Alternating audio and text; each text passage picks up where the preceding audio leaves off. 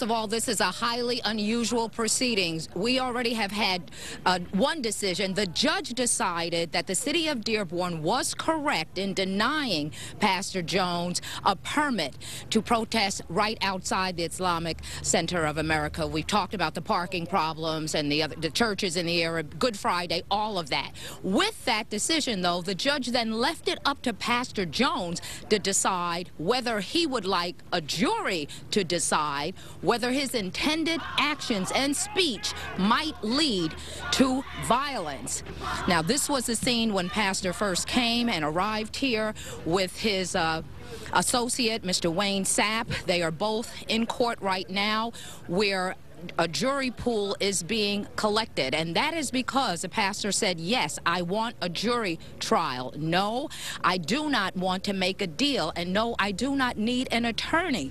So he and his associate, Mr. Sapp, are taking part in jury selection. But before he made that decision, the judge gave an exhaustive explanation lasting a half hour of Mr. Jones' rights and everything that might come afterward. You have individual rights here. Each of you, the prosecutor and the court, have a say as to whether or not there will be a jury, but you have an absolute right to it. Nobody can deprive you of that right. At a trial, the judge or jury, if that is the case, would be required to determine whether or not you are likely to breach the peace. That's what the statute requires. Although the trial is to be conducted in the same manner as a trial for a minor offense based upon a plain reading of this statutory language, the burden of proof placed on the complaining party is less than what would be required in a criminal case.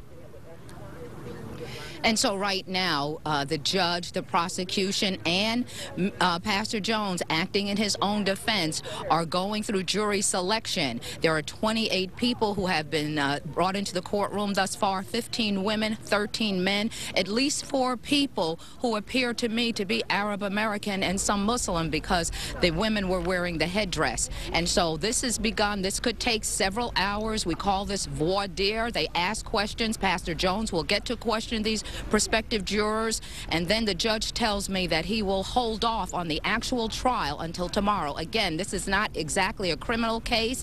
This jury is going to decide whether Pastor Jones' actions could lead to violence, and then he will have to decide whether he is going to carry it out. If he decides to carry it out, he could be arrested immediately. Reporting live from Dearborn, I'm Val Clark. Back to you. Val, it all has to do as well with a peace bond, right? Didn't the judge want him to pay a peace bond, and he doesn't want to pay it?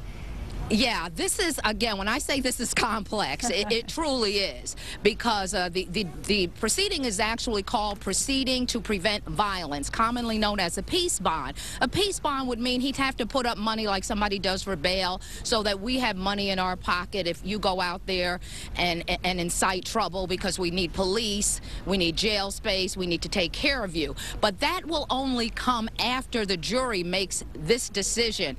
Who knows? They could decide that his actions, not he himself, but his actions are not leading to violence.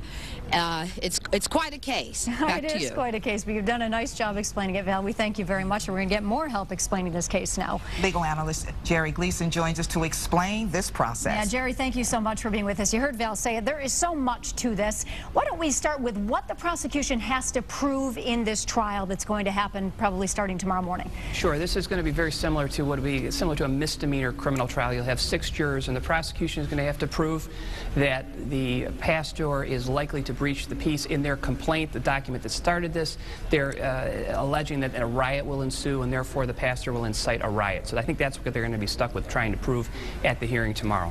Jerry, will this look like any other trial where you have your opening statements, your witnesses, your closing arguments?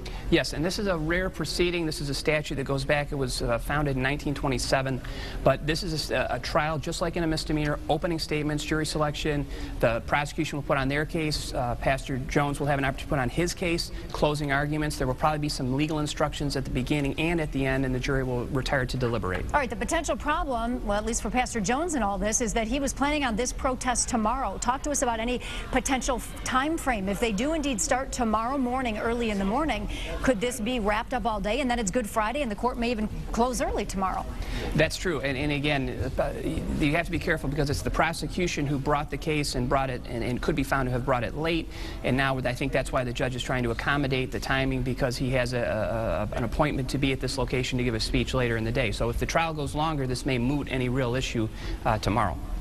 And Jerry, there are 3 issues: the permit, the peace bond, and the issue of ethnic intimidation. Talk to us about that. That's right. You have to consider that there are different entities at play here. It's the city of Dearborn who issues permits for people to have different types of events and things like that. The city has said, no, we're not going to give you a permit. And on the other end of the spectrum, you have the county prosecutor, Kim Worthy, bringing this peace bond case independent of the city. And then there are issues of ethnic intimidation, which are criminal statutes. I don't know if there's been any behavior yet that would arise to that where charges would issue, but again, that would also be in Kim Worthy's bailiwick. Legal analyst Jerry Gleason, thank you so much for joining